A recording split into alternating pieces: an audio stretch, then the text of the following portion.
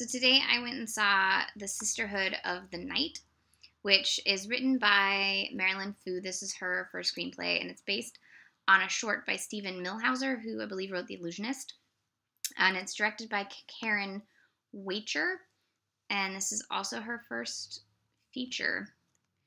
And it stars Georgie Henley, which you will probably remember as Lucy from the Chronicles of Narnia.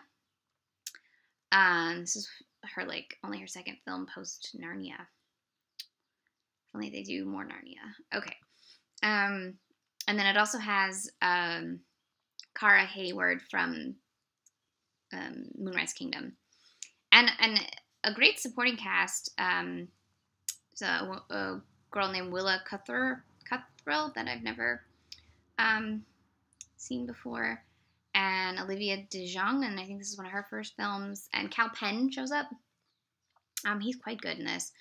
He's starting to look like a dad age, which is just disturbing.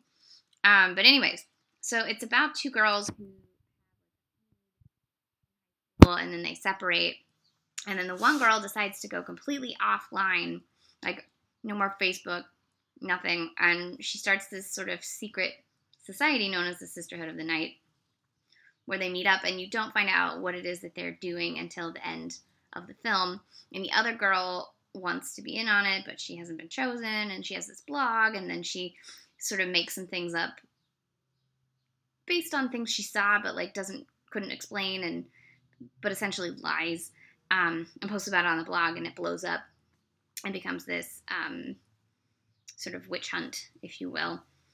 And I thought it was an interesting film, partly because there were so many teenage girls in this, and they all felt like real teenage girls. Like this is some of the most realistic teenage girls I feel like I've ever seen in a movie. But it also had a little bit of time with the parents and how teenagers perceive parents, and then a little bit of how parents really are, which I thought was interesting. And it has basically the overall theme of the film has to do with sisterhood, and that how important it is for women to support each other and to tell each other their secrets and what they're feeling, and work through the angst of life through sharing and through the powerful warmth of sisterly friendship. Sort of like these girls really needed Riot Girl. Like they needed Riot Girl, and they sort of create their own little version of Riot Girl. This is a drama. There's some hazing and some other things it's pretty tough. But all the actresses are great. Has a great score. I really liked it. I went and saw it in a theater. I think it's limited in a few AMCs, but it's also, I'm noticing, on Amazon, that you can rent it on Amazon. So if you have $3, you can actually just watch it on Amazon instead of if you're pretty much anywhere. Definitely, I read a few reviews that I think didn't this one guy's review.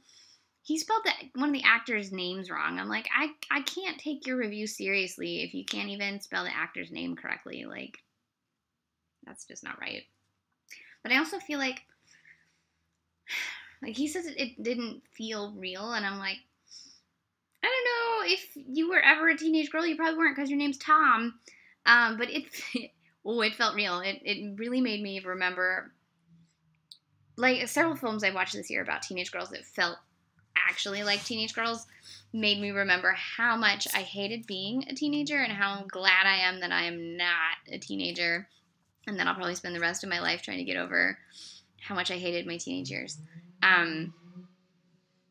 So, it's a good one for that. Okay, so again, it's directed by Caryn Waechter. It's released, it says 2014 on Netflix, on IMDb, but it came out this year. So it's 2015, and you can watch it on Amazon if you want to, or you can try to find it in an AMC, and I think it's quite worth your time.